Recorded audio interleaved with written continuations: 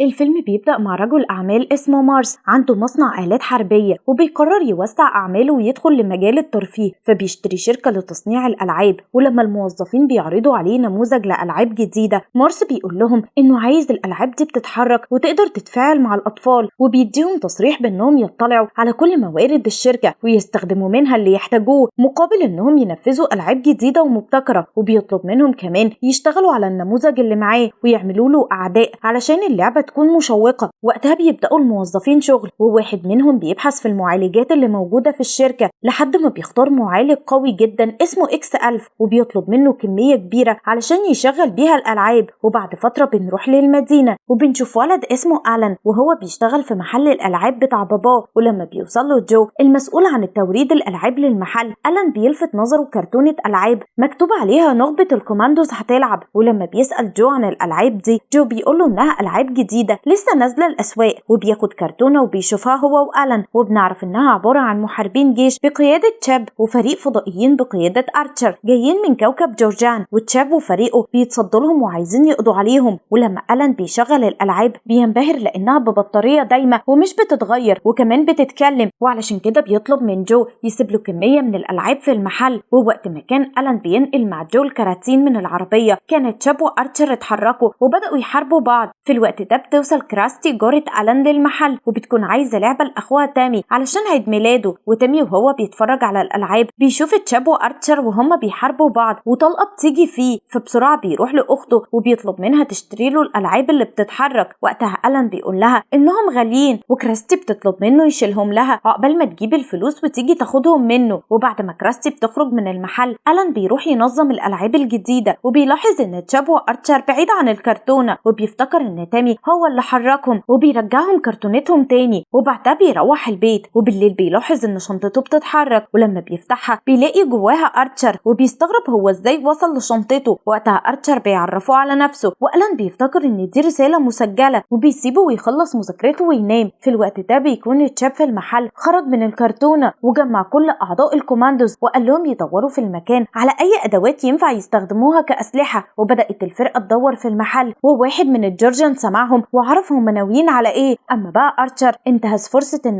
ألان نايم وبدأ يدور على الإنترنت عن معلومات تخص المدينة اللي هو فيها. وللحظ إن ألان صحى من النوم وشافه، وبكده بدأ يشك إن في حاجة مش طبيعية. ولما بيتكلم أرشر بيقوله إنه من كوكب جورجان، وبرضه ألان بيفتكرها رسالة مسجلة. وتاني يوم ألان بياخد أرشر وبيروح المحل، وهناك بيتفاجئ إن مفيش حاجة في مكانها والمكان كله متبهدل. فبسرعة بيجهز ورقة مكتوب عليها المحل مغلق وبيبدأ يرتب المكان، بس بتوصل له كراستي علشان تشتري الألعاب لأخوها. ولما بتشوف المحل متبهدل بتقعد تساعده في تنظيمه، وأول ما بيخلصوا بيوصل لهم ستيوارد والد ألان وبيتعصب لما بيلاقي شراع المركب بتاعه مكسور، وبيطلب من ألان يسيبوه لوحده. وقتها كراستي بتاخد أرشر وبتخرج من المحل، ولما بيخرج وراها ألان بتديله أرشر وهو بيرجع البيت. بس ساعتها بيشوفوا جندي من فريق تشاب كان بيراقب المحل، ولما بيلاقي معاه أرشر بيروح وراه علشان ياخده منه. وأول ما بيقدر يوصل للشنطة اللي فيها أرشر، الجندي بيقع بين سير العجل وبيتكسر، وبسرعة تشاب وباقي الجنود بيروحوا له وبيحاولوا يعالجوه. وتشاب بيقدر يراقب المكان ويعرف مكان بيت ألان. في اللحظة دي بيوصل ألان البيت وهو متعصب وبيتصل بشركة تصنيع الألعاب وبيقول لهم إن ألعاب شركتهم هجمته وبلغهم إنه هيقضيهم. وقتها سمع المكالمة موظف من الموظفين اللي صنعوا الألعاب، ولما راح لزميله وقال له عرف إنه زود الألعاب بمعالج عسكري مصنوع للاستخدام في الأسلحة النووية. وبسرعة راحوا الموظفين لكبير المهندسين علشان يعرفوا منه إزاي يوقفوا الألعاب، وعرفوا منه إن مفيش أي شيء هيدمر الألعاب غير النبضات الكهرومغناطيسية. في الوقت ده رجعنا لبيت ألان، وهو نايم كان تشاب وفريقه وصلوا لبيته وهجموا أرشر وقدروا يمسكوه. بس للحظ إن ألان صحى على صوتهم وشاف فرقة الكوماندوز وهم مكتفين أرشر وهيرموه في خلاط الحوض، وبسرعة أنقذ أرشر منهم، وواحد من جنود الكوماندوز هو اللي وقع في الخلاط ومات. وقتها تشاب قرر ينتقم من أرشر وكمان البشر اللي ساعدوه، وبياخد الجنود للجراج اللي في بيت ألان وبيطلب منهم يصنعوا أسلحة جديدة. وتاني يوم ألان بياخد أرشر لمحل الألعاب وبيدوروا على أتباعه، وساعتها بتوصل له مكالمة من كراستي وبيكون في واحد من جنود تشاب مراقب المكالمة وبيسمع المكان اللي ألان هيخبي فيه أرشر، وكمان بيعرف من المكالمة إن ألان بيحب كراستي. ولما بيروح بيبلغ المعلومات دي لتشاب، تشاب بيحط خطة للانتقام من ألان وبيقرر ياخد كراستي رهينة عنده. وفعلا بالليل بيروحوا لبيت كراستي وبيحط المنوم لباباها ومامتها في المشروب، وبعد ما بيتأكد انهم ناموا بيتحرك تشاب وفرقته في البيت بحرية وبيدوروا على كراستي، لكن للحظ بيشوفهم تامي وبيفتكر ان اهله اشتروا له مجموعة الالعاب كاملة، وهو بيتفرج على الشخصيات تشاب وفرقته بيهجموا عليه وبيكتفوه وبيحطوه جوه الدولاب، وبعدها بيروحوا لأوضة كراستي وهناك بيشوفوا عرايس لعبة كتير. وقتها تشاب بيقرر يخليهم مساعدين ليه وبيزودهم بالمعالج اكس 1000 اللي اخده من عضو فرقته اللي مات، وبيخلي العرايس تتحرك. في الوقت ده بتوصل كراستي بيتها وبيوصلها صديقها براد، وبعد ما بتودعه وبتدخل بيتها بتلاقي اهلها نايمين، واول ما بتوصل اوضتها بتتفاجئ بالعرايس بتاعتها بيهاجموها، وطبعا كراستي بتخاف وبتصوت وبيسمعها براد، واول ما بيروح لها بيتصدم من شكل العرايس اللي بتتحرك، وقبل ما يفكر يتصرف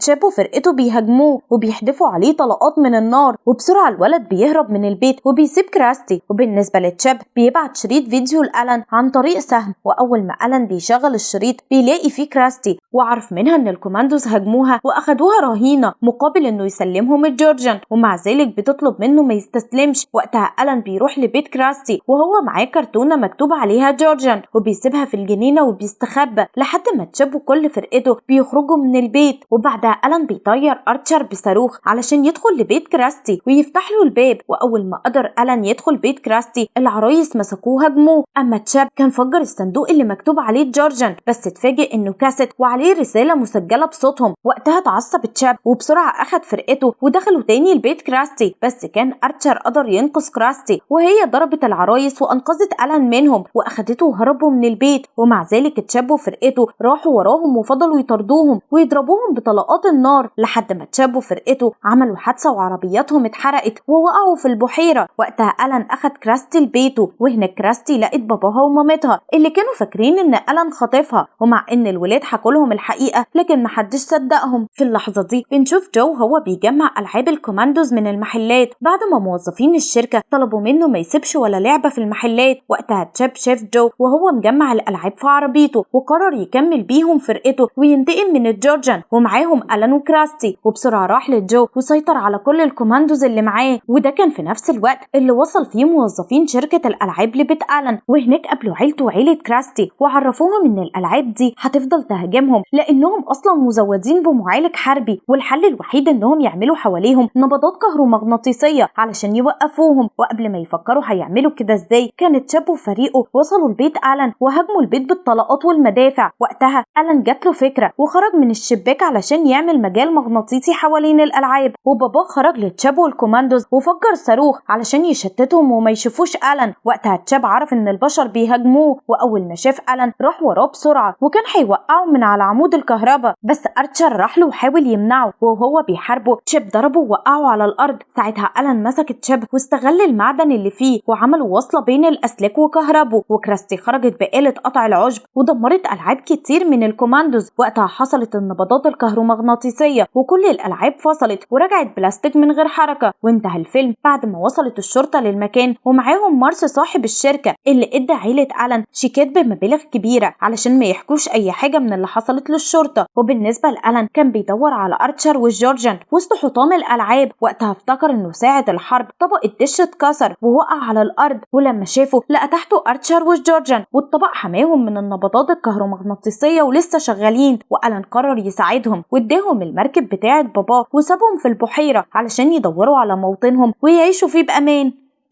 وبكده بيكون خلص فيلم النهاردة، ونحب نعرف رأيكم في الكومنتات، وما تنسوش اللايك للفيديو والاشتراك في القناة، وياريت تكتبوا لنا اقتراحاتكم لأفلام جديدة.